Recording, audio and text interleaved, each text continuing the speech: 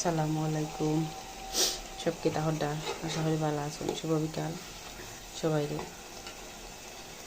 আজকে অল্প কিছু গরুর মাংস আছে, ওগুলা দিয়া এই দেখোকা মটর দিয়া তরকারি রান্নাম। তো এই তরকারি খাইন বা খাইছইন, খার কাছে কিলা লাগে বসে খাইবা, আমার কাছে ভালোই লাগে। আর একটা আলু আছিল, ওটারও খাট্টা দিলাইছি। গরুর মাংস তো আলু না খাইলে ভালো লাগে না, তাই মটরের লগে আলু দিলাইছি। আর যে এখন কষাইলাম মাংসগুলারে। আর সবাই দোয়া করবো, আমার বড় ছেলেটা একটু অসুস্থ শারীরিকভাবে। আজকে হঠাৎ করে আমার ছেলের একটা রোগ ধরা পড়ছে। আমি ডাক্তারও লেগে যাই, এমনি দেখছি, তদিন খেয়াল করছিলাম না। তো সবাই আমার ছেলের লাগি দোয়া করবা, আর সব ভালো থাকবা। আর হয়ে থেকে আমার এই ভিডিওটা দেখা অবশ্যই হইয়া যাইবা। আর আমার বিশেষ করে আমার ছেলের লাগি দোয়া করবা, আমি অনেক টেনশন আছি আমার ছেলেটাকে লইয়া।